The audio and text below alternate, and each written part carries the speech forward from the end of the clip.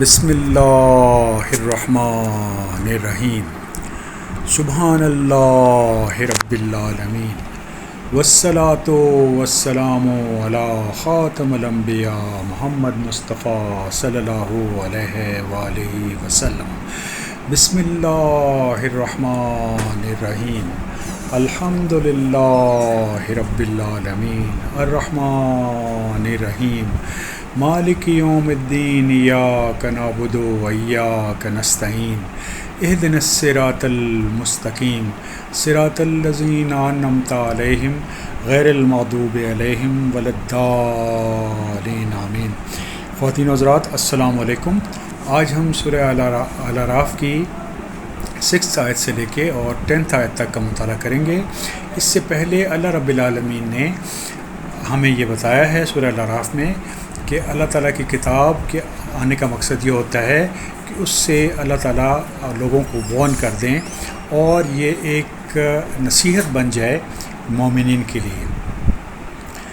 اور اللہ تعالیٰ نے یہ حکم دیا ہے کہ اللہ تعالیٰ کو چھوڑ کر کسی اور کو اپنا خدا نہ بنایا جائے، اور وہ لوگ جو اللہ تعالیٰ کے مقابلے میں دوسرے خدا بناتے ہیں، ایسے لوگوں پر اللہ تعالیٰ کا عذاب آتا ہے جب اللہ کے رسول ان کو مکمل طور پر حق واضح کر دیتے ہیں اور وہ انکار کر دیتے ہیں، اور اس صورت میں پھر وہ خود یہ کہتے ہیں کہ ہم ظلم کرنے والوں میں سے تھے۔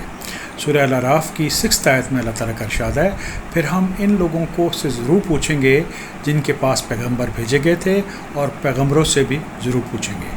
تو خواتین و حضرات، اللہ رب العالمین اس کائنات میں کے مالک ہیں، وہ ہر چیز پر قادر ہیں، لیکن وہ اپنی مخلوق پر ظلم نہیں کرتے، بہت رحم کرتے ہیں، اور لوگوں کی ہدایت کے لیے اللہ کے رسول بھیجتے ہیں تاکہ ان پر حق کو واضح کر دیا جائے۔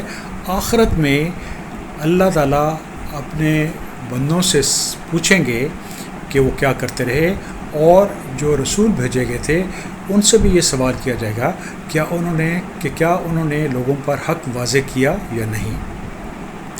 سورہ الاعراف 7۔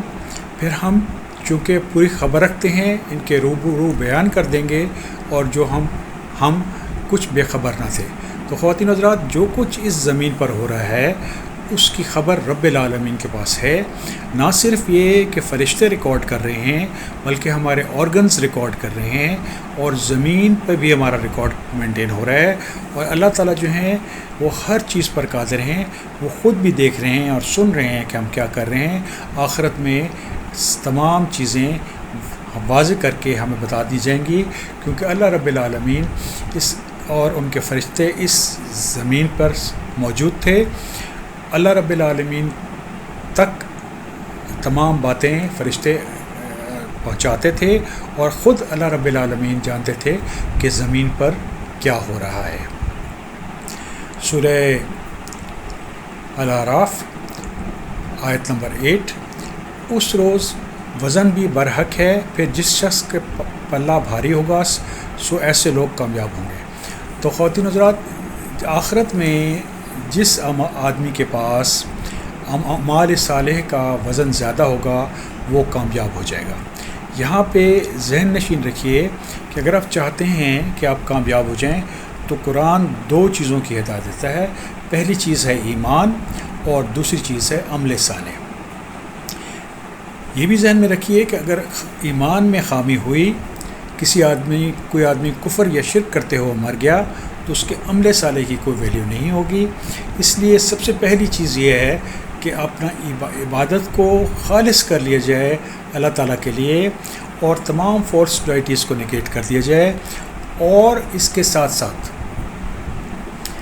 اللہ تعالیٰ کی عبادت کے ساتھ ساتھ صرف اور صرف اللہ رب العالمین کو پکارا جائے ہر مشکل اور ہر تکلیف میں اور ہر نعمت کے لیے، کیونکہ اس کائنات میں جو بھی نعمت ہمیں اللہ تعالیٰ نے دی ہے وہ صرف اور صرف اللہ تعالیٰ نے دی ہے، اور ہمیں کوئی نعمت عطا کرنے والا نہیں ہے۔ اور جب ہم تکلیف میں ہوتے ہیں تو ہماری تکلیف بھی اللہ رب العالمین ہی دور کرتے ہیں۔ اس لیے ہمیں عبادت کو رب العالمین کے لیے خالص کر لینا چاہیے۔ عبادت میں خواتین و حضرات ایمان بھی شامل ہے، عبادت میں عمل صالح بھی شامل ہے، عبادت میں گناہوں سے بچنا بھی شامل ہے، حق کی تلقین بھی شامل ہے، اور صبر کی تلقین بھی شامل ہے۔ سورہ الاعراف 9۔ اور جس شخص کا پلہ ہلکا ہوگا سو یہ وہ لوگ ہوں گے جنہوں نے اپنا نقصان کر لیا بسبب اس کے کہ ہماری آیتوں کے ساتھ ظلم کرتے تھے۔ تو خواتین حضرات، جو ظالم آدمی ہوتا ہے وہ اللہ تعالیٰ کی آیات کو نگیٹ کرتا ہے، اور ایسا آدمی آخرت میں شدید خسارے میں ہوگا، کیونکہ اس کے جو اعمال کا جو وزن ہوگا وہ نہ ہونے کے برابر ہوگا۔ اور خواتین حضرات، یہ کون لوگ ہیں؟ یہ بیسیکلی وہ لوگ ہیں جو اللہ تعالیٰ کی آیات کو نگیٹ کرتے ہیں اور اللہ تعالیٰ کے ساتھ شرک اور کفر کرتے ہیں۔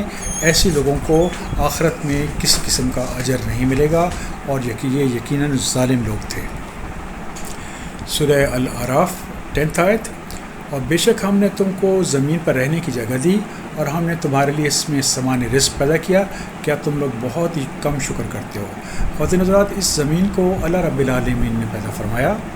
اس زمین میں جتنے بھی معیشت کے ذرائع ہیں وہ رب العالمین نے ہمیں دیے ہیں، اور اسی وجہ سے ہم سروائیو کر رہے ہیں، خواہ وہ زراعت ہو، صنعت ہو، یا کوئی اور راستہ ہو معیشت کا۔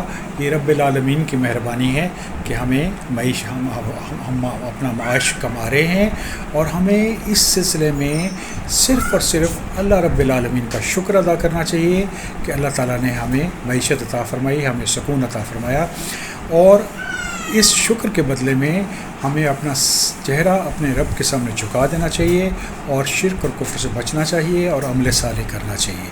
اللہ تعالیٰ سے دعا ہے کہ اللہ تعالیٰ ہمیں صراط مستقیم عطا فرمائے۔ الحمدللہ رب العالمین۔